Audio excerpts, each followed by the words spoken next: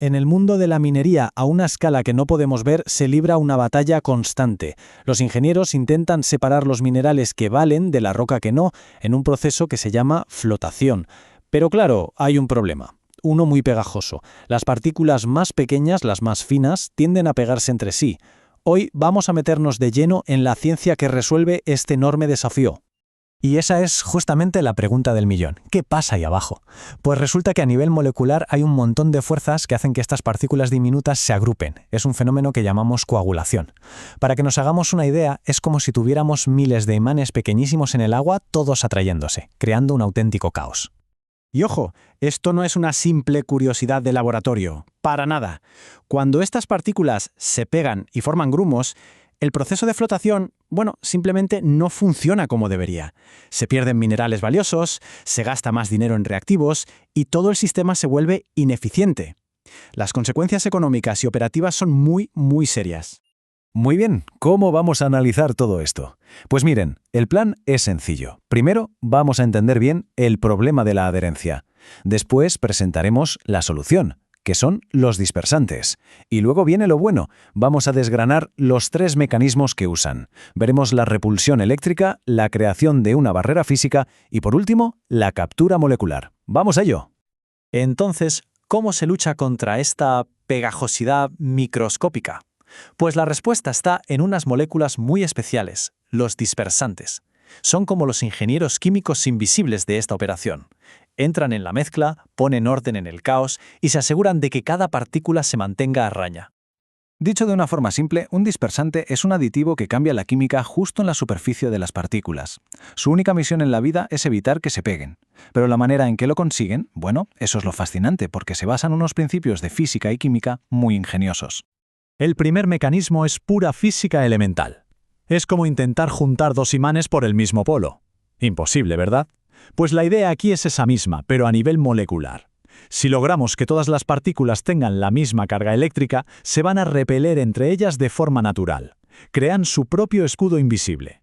A ver, ¿y cómo funciona esto en la práctica? Pues un dispersante inorgánico, como por ejemplo el hexametafosfato de sodio o SHMP para los amigos, se pega a la superficie del mineral y ¡zas!, le da una carga negativa muy fuerte. Esto genera una especie de campo de fuerza eléctrico alrededor. La intensidad de ese campo la medimos con algo llamado potencial Z, y la regla es fácil. Cuanto más alto sea ese potencial, más fuerte es la repulsión, y así las partículas se mantienen a una distancia prudente. Vale, si el primer método era como un campo de fuerza invisible, el segundo es mucho más físico, más tangible, digamos. Es como si en lugar de un escudo de energía le pusiéramos un parachoques a cada una de las partículas. Es una estrategia de defensa puramente física. A esto se le conoce como dispersión estérica.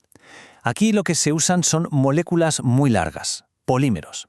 Estas moléculas básicamente envuelven cada partícula mineral como si les pusieran un abrigo molecular. Así, cuando 2 partículas con su abrigo intentan juntarse, pues chocan los abrigos y no hay manera de que se peguen. Se mantienen a distancia. Y ojo, estamos hablando de una escala que es, casi imposible de imaginar. Esta capa, este abrigo, tiene un grosor de solo 2 a 10 nanómetros. Para que nos hagamos una idea, un pelo humano tiene unos 80.000 nanómetros de ancho. Es un ejemplo increíble de ingeniería a escala molecular. Entonces, para que quede claro, tenemos 2 enfoques totalmente distintos, ¿verdad? Por un lado, la repulsión eléctrica, que usa cargas para crear un campo de fuerza. Y por otro, la dispersión estérica, que usa el volumen físico de los polímeros para crear un parachoques. Son 2 herramientas diferentes para un mismo trabajo, y la elección de una u otra depende de la química concreta de cada situación. Y ahora vamos con el tercer mecanismo, que es quizá el más elegante de todos. A veces el problema no son tanto las partículas en sí, sino otros invitados que hay en el agua y que actúan como una especie de pegamento molecular. Así que este método no se centra en proteger las partículas, sino en ir a cazar y neutralizar a esos agentes problemáticos. Y que no nos engañe el orden, porque este no es un mecanismo secundario, ni mucho menos. De hecho, el material de origen lo deja muy claro. En muchas operaciones reales, donde la calidad del agua es un factor clave, este enfoque de captura es absolutamente fundamental para que todo el proceso funcione bien. El nombre técnico es complejación química, pero a mí me gusta pensar en ello como una especie de Pac-Man molecular. El dispersante va buscando activamente a ciertos iones metálicos que están flotando por el agua causando problemas. Cuando encuentra uno, se une a él, lo atrapa y lo neutraliza por completo. Así, ese ion ya no puede hacer de puente entre dos partículas. Este esquema lo explica de maravilla. Es súper simple en realidad. Tenemos el ion metálico problemático, que llamamos M. Introducimos nuestro dispersante, que es L. ¿Y qué pasa? Pues que L se une a M y forman un complejo estable, Ml. Una vez que el ion está atrapado en ese complejo, ya no puede causar ningún problema. Neutralizado. ¿Y quiénes son los sospechosos habituales? Pues aquí los tenemos. Iones como el calcio y el magnesio, que son los que hacen que el agua sea dura, son famosos por causar estos problemas de aglomeración. El hierro y el cobre también pueden ser un dolor de cabeza, y no solo porque pegan las partículas, sino porque a veces interfieren con otros reactivos del proceso. Vamos a un caso real para que se entienda perfectamente. Imaginen la flotación de zinc y plomo. Si el agua es dura, los iones de calcio actúan como un pegamento, uniéndolo todo. La solución se añade SHMP. Este compuesto va directo a por esos iones de calcio, los atrapa, forma complejos con ellos y básicamente los saca del juego. El resultado es un proceso mucho más limpio, mucho más selectivo.